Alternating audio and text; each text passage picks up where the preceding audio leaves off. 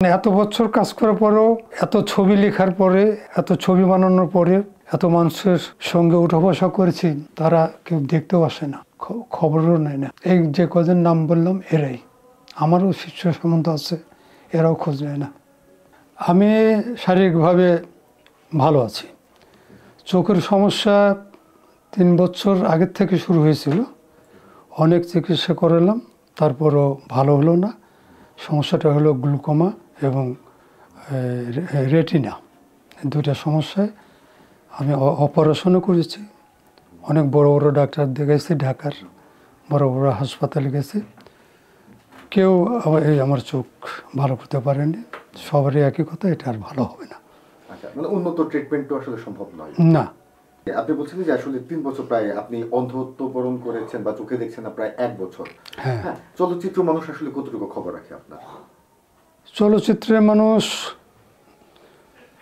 অনেকে, সবাই রাখে না, কেউ রাখে।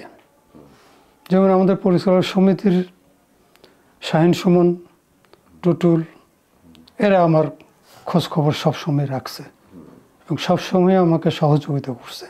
এরপরে কথা বলছিলাম যে সাইমন তারিক, হ্যাঁ, সাইমন তারিক আমার সাথে প্রায় ফ্যামিলির সম্পর্ক। এই ছেলেটা আমাকে খোঁজ খবর সবসময় নেয় আমার।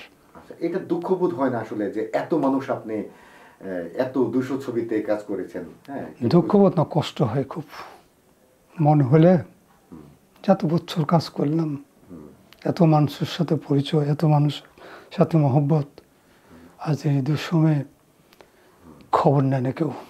আচ্ছা, জীবন কিভাবে চলছে? জীবন আল্লাহ চালাচ্ছে। আমার 2টা মেয়ে আছে, 2টা মানে জামাই আছে, অত্যন্ত ভালো ছেলে। মেয়ে ভালো জায়গায় সার্ভিস করে, 2 মেয়ে, 2 জামাইও খুব ভালো জায়গায় সার্ভিস করে। তারাই আমাকে চালাচ্ছে মূলত। আপনি কথা বলতে বলতে আপনার চোখের পানি চলে আসতেছিল। এটা কি আসলে চলচ্চিত্র মানুষের দূরত্ব কি আপনার এই চোখের পানির কারণ কিনা? হ্যাঁ, সেটাই।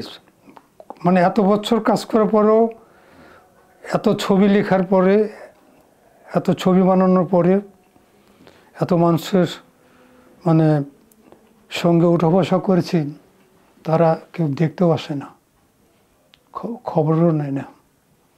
এই যে কজন নাম বললাম এরাই, আমারও শিষ্য সম্বন্ধ আছে, এরাও খোঁজ নেয় না।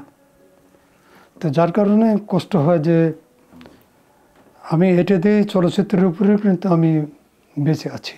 আমার শুরু থেকে আজকে এতটা বছর, আমি 1983-তে ফিল্মে আসি। চলচ্চিত্রের টাকা দিয়ে আমি চলছি, চলচ্চিত্রের উপরে নির্ভর করে আমি বাচ্চা কাচ্চা মানুষ করছি। তো কিন্তু অর্থকরী দিক থেকে আমি খুব লাভবান না। আমি পয়সা নিতে পারিনি কারোর কাছ থেকে। দাম কত টাকা আমি পাই, অনেকের বাকি লিখছি, টাকা দেয়নি, কিছু বলিনি, ঠিক আছে। তার মানে হচ্ছে আসলে টাকার জন্য আপনি কাজটা করতেন না? না, আমি ঠিক, এটা আমার একেবারে একটা ভালো লাগার বিষয়। লিখনিটা ভালো লাগতো এবং একটা নেশার মতো, না লিখতে পারলে মনে হতো যে আমার বোধহয় কিছুই হচ্ছে না, এরকম একটা ফিল হতো।